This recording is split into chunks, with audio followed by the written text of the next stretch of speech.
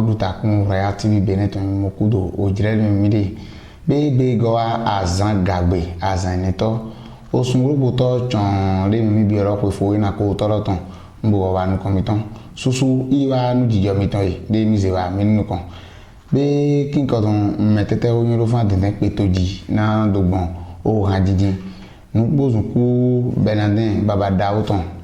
na o hare jido otology o nu won jo lo tology titengbe me ri pe ma go den kin ko don nu ton ko nu jo jan be mi na fa ma demeti ina wa o mekon gba mi ton fife ho du ta kun Royal TV Benetton jito mo yi na mi e mo denede do kokoro no ri manya ito agbawe de jan jojan gabi azizari jan si do nde si me jan ton e mo lo na bi etiti mo kun khere ton lo mekon gba mi ton fife Royal TV Benetton ji e ni oju afe be nu jijo mi ton de ejolo otoro me titan mi na frege po be mi ton sin aigba yi mo jena fa ye ma do o nde wa nu ho mi ton yi gabi nkinkan khere ni agba gun nene i mini gan hon yato daho hun kan felicien ye do bai tito mo no bai nu ni nkan ton o agba gun nene nkan ton gon o to nkan ko me po beton ki jojan mi na do ya mi ti zan ri be di fami fresh ni to mo frege ajo mi ton sin aigba yi mo jena mi po van ye go bai agba gun ne di wa o ai hun dida nkan ko ton ai hun dida ri rojan owe sipa mi ton ne po dampo o nun konko i bairo tenton ko mo bai agba gungun neton beni va mi fresh neto mo freje va komiton sin camero mi sete sin aigbaji o pe dido ye bai pe dido sin lo agun miton de wa mission de la foi du Christ ne mission de la foi en Christ et la division yi se ton to Christ men ye dope gbangban de do kin ko don nu ni jojan owe aya jije nkan ko ye no tenton ko me be fa mi fresh ni do mo jiran po van e di agun gamiton daho depo gbogbo we gun sinsin we gun gan daho depo lo dangbo mi ton sin aigbaji mini baba Dosu Joseph de wa o baba na Jackie Dosu de metete o yan lo gun agun we ni aibeji ne e di to afe gbangban lo dangbo ngwe ni joro tene mada won be fa mi lo nu kon ya kon jane nu jijo mi ton nkonko le go pe imo kokoro na rale ko go modike na miya mo ho mi ton dai mo le ko be kin ko don mi do na mi ti san le wa yan ro fan ko be mi ton sin aigbaji imi na freje gbidi mo jira fan o ti to me de nkarin felicien mi mrawo go gan hon yan to ho ene yisira do kun do frin ho mi ton epo agba gungun de do yan we kantinton e nepo ye bai lo ko be mi ton sin aigbaji lo notin ide bai pri bai ten to pon la vie zon watin ko beton ye bai pri ne lo ye bai agba gungun ne lo ajimo zangbe azangba to fo auto osun auto fo fo ina ko to le mi de ton wa fe meri wa ho kan ye ton ko e ton na mi iwa mini ye ito khiri Sylvain Anigrepo Modeste Daboako fiegbe do tokon plateau do tokon la vie pour betome boa blo akpa hlen de mizeda yi na vi miton de do azome ile do vodunji o dagbe de voduno wa do pesan betotome nu dagbe we a nu eno wa nu nyanya we no wa mi jo village do boy do de mogbon bon nu ne kai nu wa de azonten de panu de no pe nu kundo o gwendo me ho podo e na itume bo yon to plateau ton bon grand hoito abimbola Jean-Michel bodo mini blo nu mon kotone vileni mo dona gwendo menu miton le yeni yon de no zehoko bono gbajeme bono ado do tolenu kon bono ze lile meton jona o tolebo meleno yise na me nu mon koton e bado vileni do bonu bezon we ho miton le me minado we seto bo me na gbo me bonai khojra zo ato ya onukun me to ya temeteme minamo onuene zi ta klidona to mi bloro telo o ko bezin to lo me bo vivi ko me na mi gandido me wa o fifonu nu wala ton le o seje 1 ketu seje onigbolo seje 2 ìpínlẹ̀ ko seje to epo ye tekon bo vacan bo me no de kena bo aze seje onigbolo do yin me du deji bo me ko le bo de bo yin ko me hun da ko de na mi le lo sumo àmọ́ gbọ́dọ̀ máa ṣe àwọn lọ́gọ́ pọ̀ gbọ́dọ̀ nìyẹn sì mi tán pọ̀ mi yìí bọ̀ mi yìí mẹ́tí tán lò compétition rẹ̀ mẹ́ bọ̀ evivi mi tán bọ̀ mi bọ̀ bìbíọ́ jọ̀ǹdọ̀ dalẹ̀ dọ̀ èdè lè sọ èní inú kan bó ṣe tàmẹ̀ tán do nu xixadzi ènìyàn pèdè bunde ènìyàn do hu do nu mọ́kọ̀tàn lẹ́nà pẹ̀tàn ènìyàn yóò dé ènìyàn bá yìí do bọ́nà do dùdò lẹ́nà lẹ́tì bọ̀ nu gan mi tán no bibia eda ya eni si gwalo mi bo 6 mi nu kon bon do po me on lebi ni ide ba gbon mi de bon to mi ton ni su nu kon be ni mi frère soni to dangbo mi ton sin ayi gbaji mi na frère je gbangban mo ina van sinsin gun mi ton agun sinsin wiwe ono meton ni ogan depo yedi lo o dangbo na gbaji mi ni baba Dosu Joseph di gbepo enu bayi oto na o Jacques Dosu lo dangoni kame yedi mene ndi jolo teneme o wa gungan nkonko ni afoyi sogbere ni ayaje nubi ye no teneme lo gbengbe meli wa kan eni kodona mi wa o ye ito mi ton khiri jira akoten po e gilette kapopo na to mi ton de mi mo fredi segbere wa di esi e gaji bodunu aja ndu go to do re mayo de nu go do bomlan mi a jẹ gbogbo ọsẹ yìí bẹ jẹ gbòfogbòjì mi a sẹpọ ẹ sẹgbẹ lọ afọnù wẹdẹ ń jẹ àmísà ń jẹ jíjẹ bọ jẹ fún lọ gbẹpọ mi ti jẹ ẹgbẹ ma ọrí ma lọ kó domi di àyè mi jẹ ma ehunukun lè pọ mi bò kọnu ní ma lọ nu kó gòdó tọ kó domi rè dọdẹ mi gọdọ àmísà ń sọ̀rọ̀ lọ mi yóò gọ ma ẹgbẹ gan jí wọn ká bó dùkọ inú edukọ inú àti àgò tó tọ́lu ẹ̀rẹ̀ mi á lọ fẹ́ gbogbo àjẹdì di ọjí pẹ́pẹ́ rẹ̀ ẹ̀jẹ̀ jọ mo wá pọ́n lọ tension lọ tó yàgà wọ́n yẹ tó lẹ̀ bọ̀ ètò tension nẹ bẹ́ẹ̀ lọ́ dépò bẹ́ẹ̀ sọ́ọ́lù fẹ́ lundi ẹ̀sọ́ọ́lù sàṣà ẹ̀sọ́ wá ètò tension náà yàgà bó sọ́ọ́ ìdò tí ó tó máa tó náà wí wá.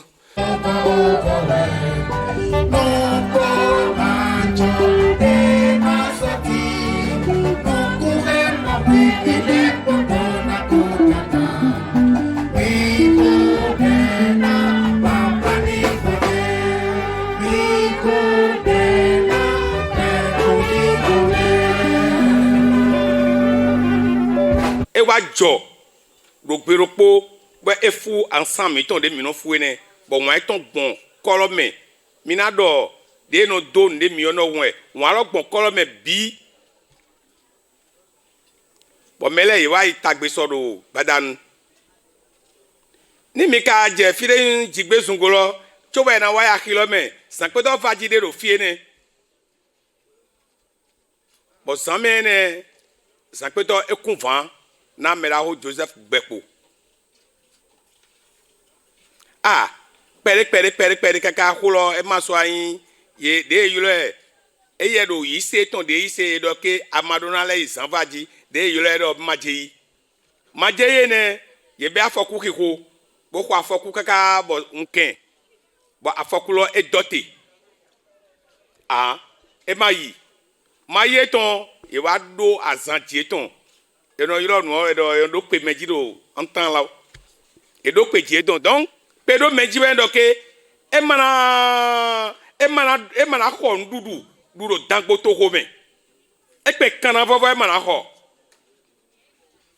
gbɔn yìí ṣe gbígbọ́ wẹ́tọ̀ dali ezɔn bọ̀ mẹ́la o Joseph gbẹ́pọ̀ edo kun kẹ́kẹ́kẹ́kẹ́ yi misireke bóde xɔ kana do dɔn.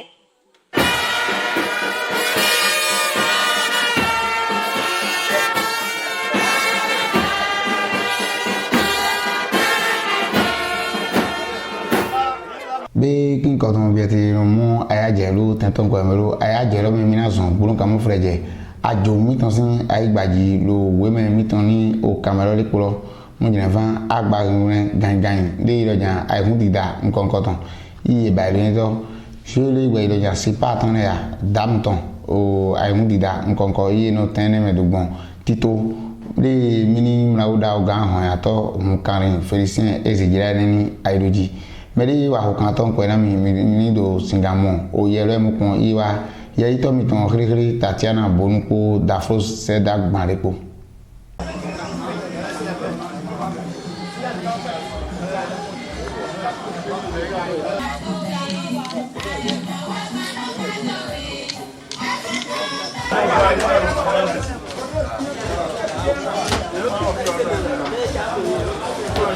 Bon, nous avons tito de bon, quand on est de nos partenaires, na yena dia ida yi, koto jonjela zin ko wedo, mina blon mon koton. Bon, mais no ko aji bon ko, o ai huntita de maya sorti do modile, mina ze do ajo, bon mina ze azando porote. Bon, do dai ko na do ajo fi. Bon, nous ayons ko to mon kole tron o topon la tiene de midodo topon mi tomele, bon wa ajo fi do jonjela lezin note. Bon, mi do dai huene. Bon, mi mondo me yonko reze do tokon la di eme e mon awe goeton do tokon la de vome. Bon, no po bo rien agba. Bon, me yonko hu me dele yedu deji. Bon, mi atia me aton. Bon, adi we a damu we a kodo we yin ko mi atia me aton bon finele bo do ajoyi. Boka do kamesien na me ikole do awajezi nuwe. Bon, nous n'avons pas de mina, il a déjà mis tant de nous c'est quoi mais quoi les bons nous n'avons do eno adagbe dahona me bon no yon do nei yedo ay hunta yehena du deji yehena le ku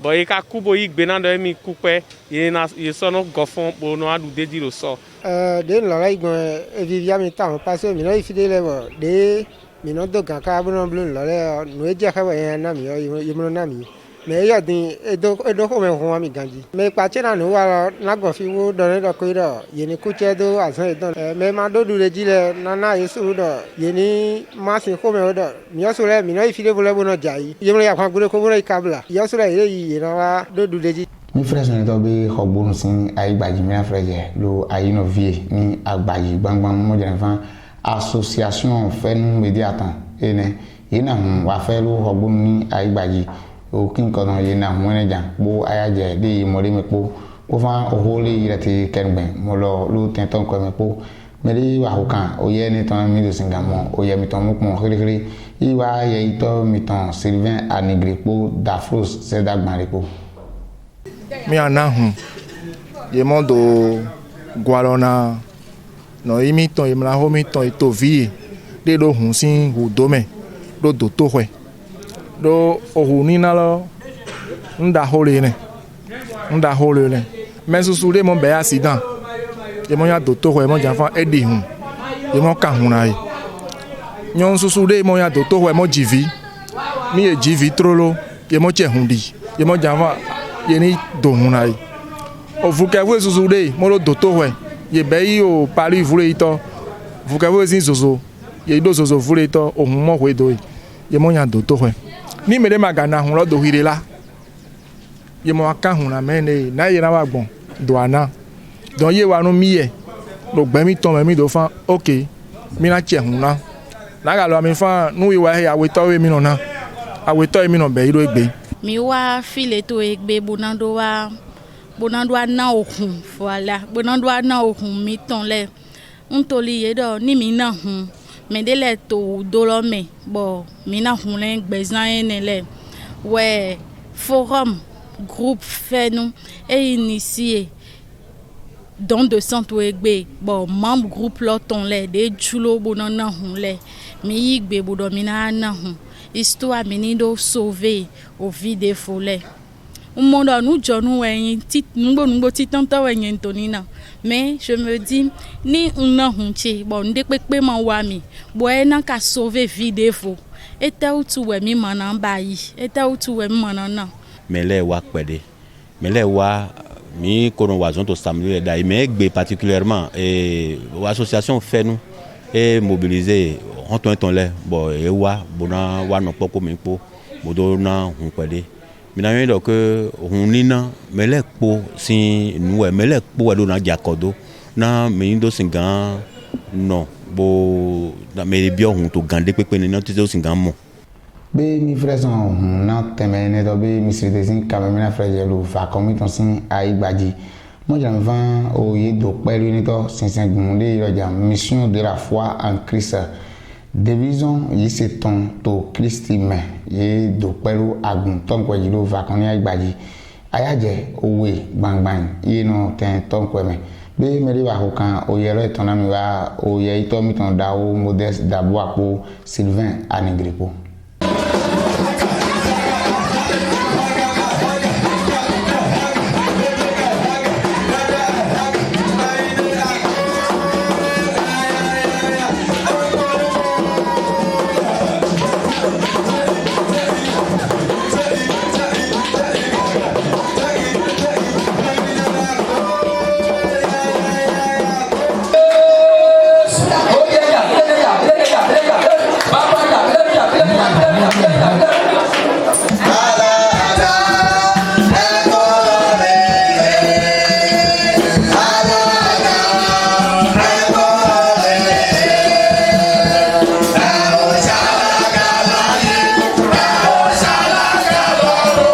Ma wana mi de wafi de he wafi ma wada gbe na mi e ma wada gbe na mi wafi gbe bo adupe bona so yi devo de wu gan de wana mi dai so yi devo ri chiwe ya we no de me so a ofie same uwe ti bo no pe nu ku gbe togo uwe ti bo no pe nu ku fi meton famille meton wen do meton me yi do gbe sen to me e de son to klale po me uwe son bo ye yale me yu me to Jesu mele e no wa do mi na do pe uwe yin pe ti do de mi le to ti do to egbe bíbélì kò dekun na do e ba si o jire ka de ado jire o lo we na so do gol jire le kona we donc de awapo aya jeme de ayi son ho me hu aya jije to me do basido mo we nyone ton e so no ho do me do ne do nye ma gan regretter to pe ti do le nkan ton le me do juye we ni do mbasi do ma o mo no basi na mi ma do pe pon le di yen veye yi jiwe ye we bodo veye tori u den daye eni te pon bo sepo e bo pon vivi dede me bo pon alogo dede me bo pon ogbe dede me bo pon gigo dede me